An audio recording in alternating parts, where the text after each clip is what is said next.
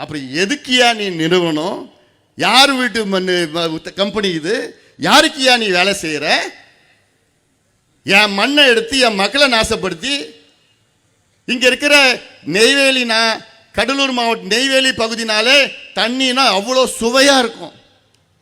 நான் அப்போ பள்ளிக்கூடம் திண்டிவனத்தில் தான் இருப்பேன். அப்போ எனக்கு நெய்வேலி தண்ணி வரும், ட்ரெயினில் வரும், லாரியில் வரும், மொத்தத்தில் பைப்பில் தண்ணி வரும். அவ்வளோ சுவையாக இருக்கும் நெய்வேலி தண்ணி.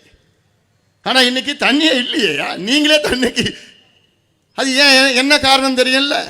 சொன்னாப்பில்ல தன்னூற்று ஆர்டிஷியன் வெல். உலகத்திலே 2 இடத்துல தான் ஆர்டிஷியன் வெல் இருந்தது. ஆர்டிஷியன் வெல்னா அப்படி தண்ணி அப்படி பீச்சிட்டு மேலே வரும். 10 அடி ஹைட்டில் அப்படி தண்ணி மாட்டும் வந்துட்டு இருக்கும். ஆஸ்திரேலியா, 2வது நெய்வேலி. இப்போ ஆஸ்திரேலியாவில் மட்டும்தான் இருக்கு, நெய்வேலியில் இல்லை. 30-40 ஆண்டுகளுக்கு முன், நான் சொல்றது 200 வருஷத்துக்கு முன்னாடி இல்லை, 40 ஆண்டுகளுக்கு முன்பு கடகால் எடுத்தாலே அப்படி தண்ணி வந்துடும். கடகால் கல் வைக்க முடியாது, அவ்வளோ தண்ணி இருக்கும். இன்னைக்கு 8 அடியில் இருந்த தண்ணி 800 அடி 1000 அடிக்கு போடுறது. காரணம் என்ன? இந்த படுபாவி என்எல்சி காரணம் தான். மனசாட்சி இல்லாத ஒரு கம்பெனி அது. இந்த கம்பெனி தேவையே கிடையாது. இது ஏதோ ஒரு 10, 20, 30 பேர் பெரிய பெரிய கோடீஸ்வரன் ஆக்குறதுக்காக உங்களுடைய உயிர் மேல அவங்க வச்சு விளையாடிட்டு இருக்கிறாங்க. உங்க உயிரை வச்சு விளையாடிட்டு இருக்கிறாங்க.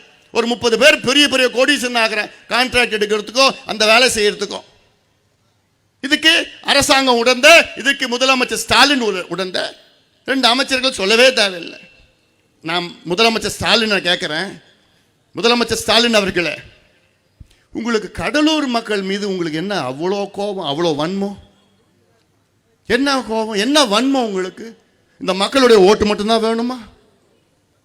இதே முதலமைச்சர் ஸ்டாலின் அவர்கள் மதுரையில் அரிட்டாப்பட்டின்னு ஒரு பகுதியில் டங்ஸ்டன் சுரங்கம் அங்கே தொடங்க திட்டமிட்டார்கள் மத்திய அரசில். உடனே அதை நான் கண்டுபிடிச்சி முதல் அங்கே அறிக்கை விட்டு அங்கே போய் நான் போராடினேன். அதன் பிறகு மற்ற கட்சி எல்லாம் வந்து போராட்டம் அழுத்தம் கொடுத்தவுடன் அப்புறம் தான் ஸ்டாலினுக்கு அவருக்கு ஐயோ மக்கள் போராட ஆரம்பிச்சிட்டாங்க. உடனே சட்டமன்றத்துக்குள்ள பேசுறார் ஸ்டாலின் முதலமைச்சர். என்ன பேசுறார்? என்னுடைய முதலமைச்சர் பதவி போனாலும் ஒழிய நான் அதை முதலமைச்சர் பதவி கூட நான் தூக்கி போடுவேன், ஆனால் மதுரையில் அங்கே அரிட்டாப்பட்டியில் டங்ஸ்டன் சுரங்கம் வர விட மாட்டேன்.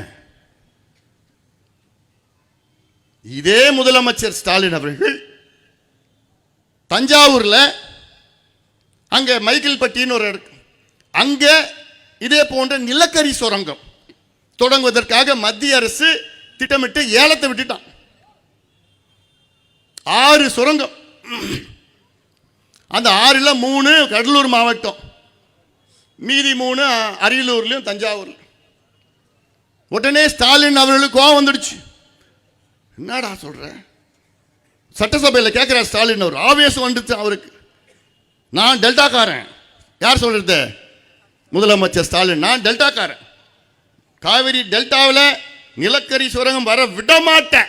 கோபமா ஆவேசமா பேசுற ஸ்டாலின். ஸ்டாலின் அவர்களே, கடலூர் மாவட்டத்தில் என்எல்சி காரன் 3வது நிலக்கரி சுரங்கம் தொடங்குவோன்னு அவனுக்குள்ளே இன்டர்னல் பர்மிஷன் கொடுத்துட்டான், நிதி ஒதுக்கீடு செஞ்சா அனுமதி கொடுத்துட்டான். போன வருஷம் மத்திய அரசும் அனுமதி கொடுத்துடுச்சு. இப்போ அந்த ஃபைல் யார்கிட்ட இருக்கு? யார்கிட்ட இருக்கு இந்த ஃபைல்? முதலமைச்சர் ஸ்டாலின். தமிழக அரசிடம் அந்த ஃபைல் வந்திருக்குது, அப்ரூவலுக்கு வந்திருக்கு.